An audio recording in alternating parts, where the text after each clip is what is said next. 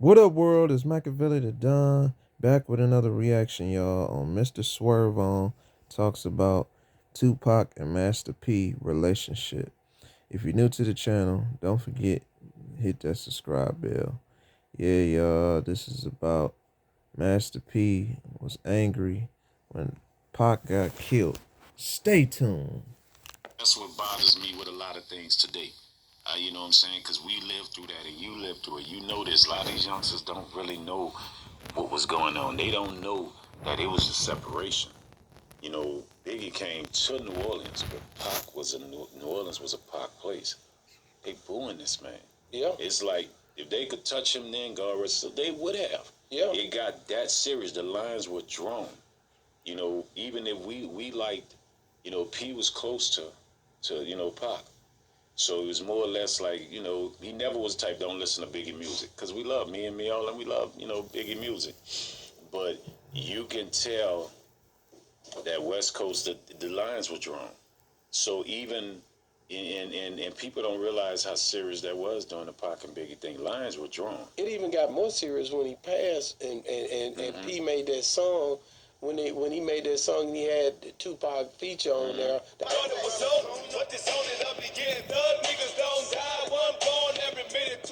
That was after he had passed. Yeah. And he was really giving it. He was giving it. He was saying that from the. It was coming from his heart, man. Man,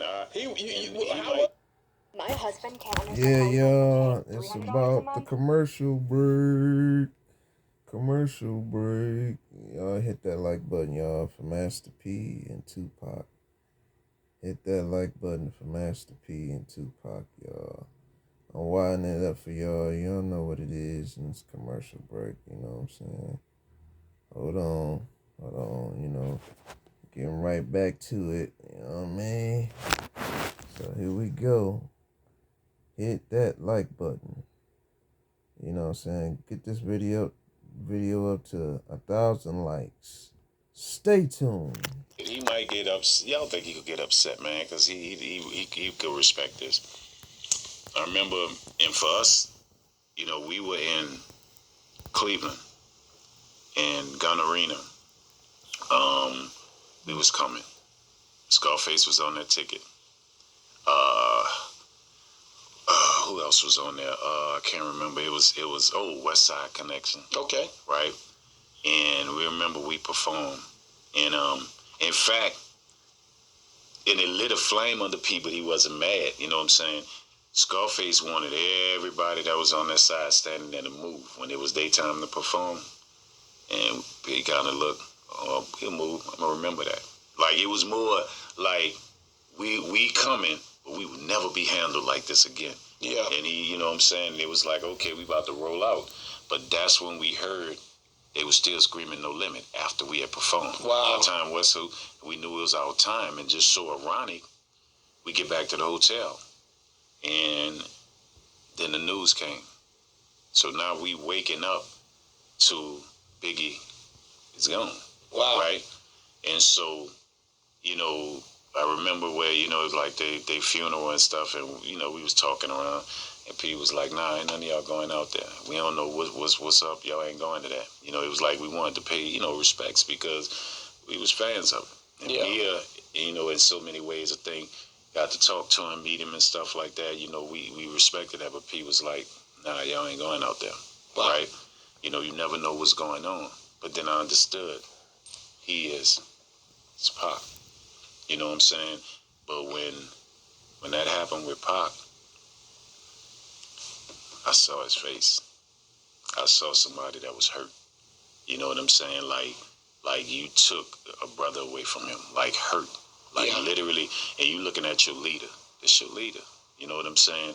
And you look to him to lead, but you watching your leader lay across a bed, and you know what I'm saying? Basically, like just got shades on, getting up, he moving around slow, and usually we running, and wherever we going, you know, the things we doing.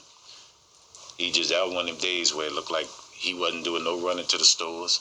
He was like, we went back to our apartment, and all of us was like that anyway because it was Pac. You know what I'm saying? Was it a form of therapy when he made that song? If you had you'll pull it. Yeah. Right till we died, he was pushing that verse out, and he was singing that verse like he was giving it up. He was mad. You taught niggas to take pain, be a man. That's why Tupac niggas scream your name. He was angry to the point where, because we live by never getting into beefs. Real men don't rap about other men on records. Don't talk about. I heard him say that. You know what I'm saying? But he was angry. He was angry to the point of like, y'all took something from me. You know what I'm saying? And I think if he didn't be that mature, controlled person, you know what I'm saying? You know, a lot of things might have been said from our end. You know what I'm saying? Because he was angry.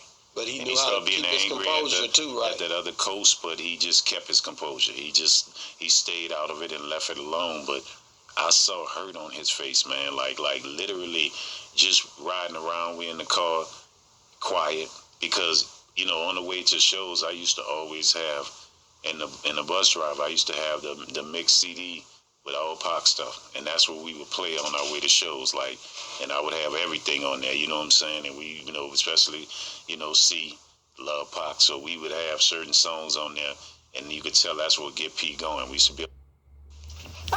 Yeah, y'all, another commercial break.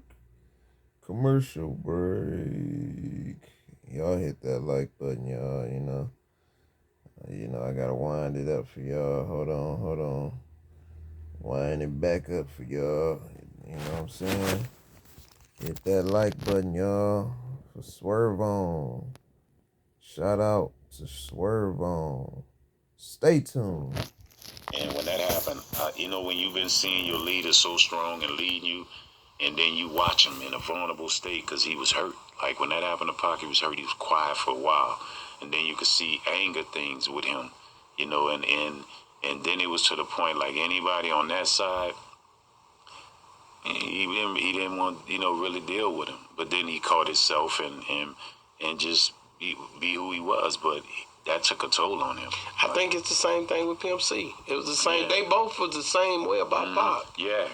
That's crazy. And you know, and I always think about Pimp C because Pimp and P had their issues or whatever. You hear about it all. It's all everywhere on the internet. But the thing is, I mean, they had this love for Pac, and not only that, when they came in the game, they had this connection.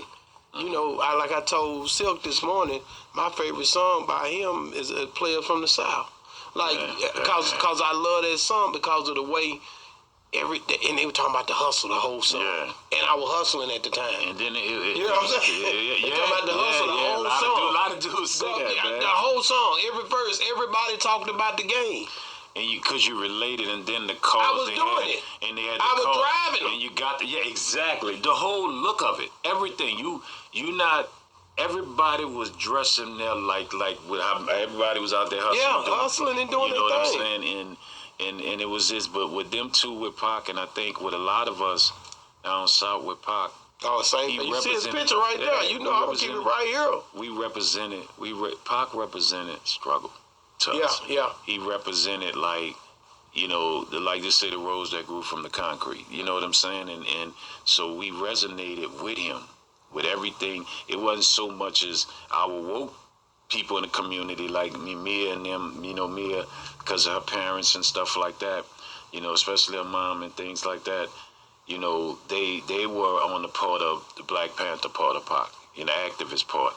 You know, some of us hadn't got there yet, but what we was more up on, you know what I'm saying, the struggle. Yeah. You know what I'm saying? Yeah. For me, like the song Unconditional Love, I listened to that song and I'm like, I can relate to it. You know what I'm saying? Don't want to be a burden, because I'm so many years behind my brother and sister. When he said that in that song, you know, watching cartoons, but don't want to be a burden to, you know, to my mama, because that's what I felt. I was behind, and she had to still work extra jobs to take care of me, and I'm 15 years behind everybody. I used to feel I was a burden, and my thing was, I'm going to go in these streets, I'm going to do what I got to do, because I don't want to be the problem. I don't want my mama to have things, and I don't want to be the reason why she's struggling. I'm watching her come home with sandals on. When she take them off, she done warm and they so tight you could still see the strap print on her feet. Wow. Because she working 3 jobs and she coming home. You feel what I'm saying?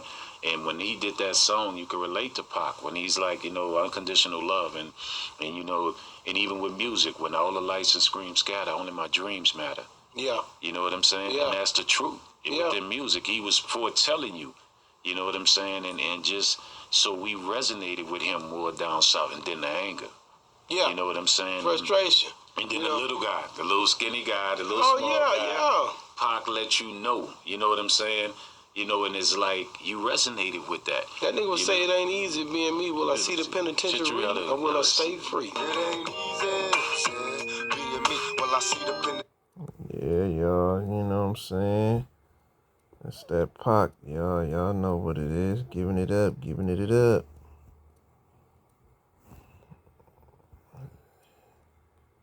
Hit that like button.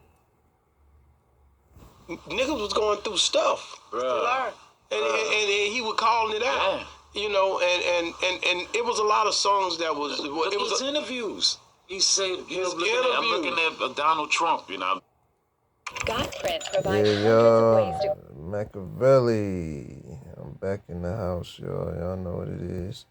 Hit that like button, y'all. For, you know what I'm saying? Machiavelli, you know what I mean? Hit that like button for Master P. Grow your business. Hit that like button for Tupac, you know what I'm saying? Hold on, y'all. I'm trying to wind it back up, you know what I mean? Hold on. Yeah. Hold on. Winding it back up, you know what I mean?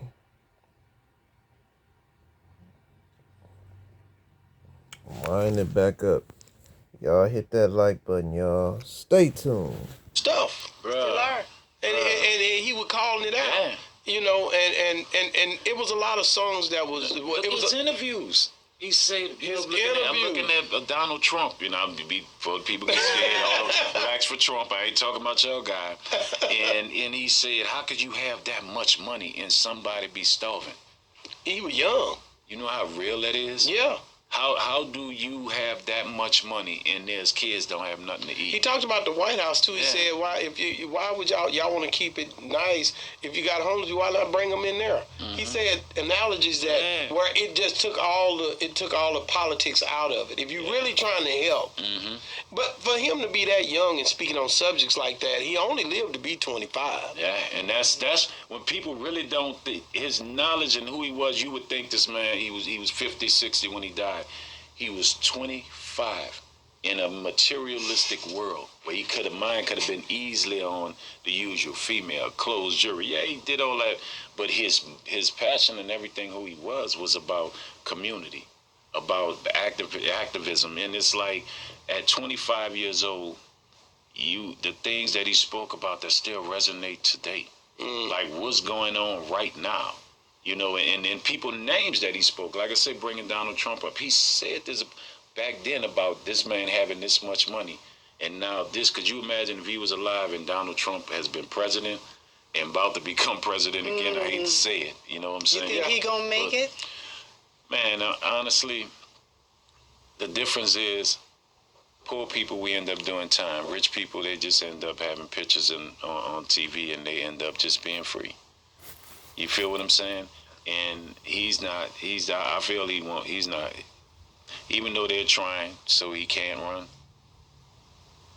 You got to look, it gets deeper for me. You don't think it's going to work? No. And because you got to really think about the people that have to make those decisions, whether he's guilty and he do time. Who are they? Mm-hmm.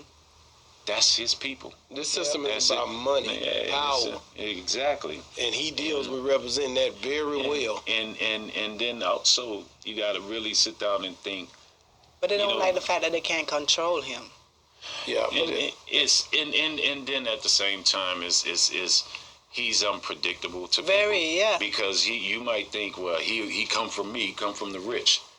But then people will say certain things, but he don't like nobody. He don't like white people himself. Sometimes he would tell you, if I don't like you, I don't like you. And he's a wild card that he can't be controlled. And then in Washington, it's about control. I'm gonna control you. I need you to say this and be this way, do this and pass this bill and that bill. You're a pawn. You're not gonna control him. You feel what I'm saying? And I think, and that's the wild card thing about him, where you don't know. Will he get us into World War III? Or will he turn this into a civil war? Are we all gonna prosper? You feel what I'm saying? And so you don't know with him. And that's just the point. Yeah. That was about, what I'm saying, Swerve on talks on Master P and Tupac, y'all. R.I.P. again to Pac. You know what I'm saying? But yeah, that was a good reaction for sure. You know what I'm saying? Some more good game. You know what I'm saying, for all my subscribers out there that getting some game on Pac. Legacy. You know what I'm saying? Hey, that was some more fat for y'all head. You feel me? But y'all know what it is. Y'all know my motto. Be safe, stay dangerous, stay sucker free. And it's Machiavelli.